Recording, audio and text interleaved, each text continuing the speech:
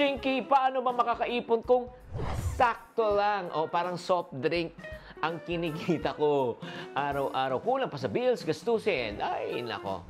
Ito lang mga friendship, sa panahon ng kakulangan, sa kita, maari po tayo magkaroon ng mga paraan. Kaya nga, kung gusto, may paraan. Kung ayaw, maraming dahilan. Kung gusto mo gawa ng paraan, kumuha ka ng papel at ballpen. O, ito na, magsulat na po tayo. Una, bumuo ka ng budget mo. Sulat mo talaga muna kung magkano talaga gastusin mo. Renta, kuryente, tubig, pagkain at iba pa. At syempre naman, kailangan maglagay po tayo ng limit. Bakit po? Ang income po natin limited, expenses po natin unlimited. Pag hindi mo nililista ang iyong mga gastusin, tsak na tsak ko talaga mag-overspend ka. Tama o mali? Pangalawa, alamin natin ang needs versus wants. O ano ba dito ang kagustuhan? Ano ba ang pangangailangan? Unahin muna natin mga pangailangan bago tayo pumunta sa kagustuhan. Pangatlo, syempre naman, kung na-realize nyo na talagang kapos ang iyong budget, tanggalin muna natin, bawasan mo muna natin ang mga kagustuhan. Oo, di ba?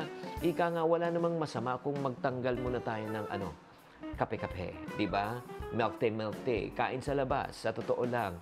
Kasi pag hindi natin tinanggal yan, ay ano mangyayari? Kape now, pulubi later. Milk tea now, pulubi later. Oo, bakasyon now, pulubi later. At pang-apat po, napakahalaga, iwasan po natin mangutang. Bakit po? Sa hirap na po ng buhay ngayon, imagine mo, mangungutang ka pa. Pag nangutang ka, magbabayad ka pa ng interes. At syempre naman, pag ikaw naman isumweldo, babayad utang, kulang utang, bayad utang, kulang utang, paikot-ikot lang. Kaya nga hahamunin po kayo. Kahit na maliit ang kinikita nyo, matuto tayong mag-ipon. Kahit sa maliit na halaga, maglaan ng bahagi ng iyong kita para sa pag-iipon. Ito yung tinatawag natin na Ipon Challenge ng mga iponaryo. Bakit po? Para tayo nag-iipon sa tinatawag nating emergency fund. Ano itong emergency fund? Para pagdating ng panahon, pag magkaroon ng emergency o sakuna, meron kang dudukutin at di ka mangungutang. At syempre naman, ang pinaka-last tip ko po sa inyo, para talaga ma-manage po ang ating finance, hindi tayo magkaroon ng problema sa ating budget. Maghanap ng mapagkakakitaan, padagdag kita. Sumubok po tayo sa mga tinatawag na part-time na trabaho, mga racket. Diba? Pagkatapos mo magtrabaho, dapat pwede ka pa magbenta-benta. Isipin mo ang mga iba pang mga oportunidad para madagdagan ang iyong kita. Alam mo, malay mo, ito na hinihintay mong oportunidad. Ika nga para ikaw ay guminhawa.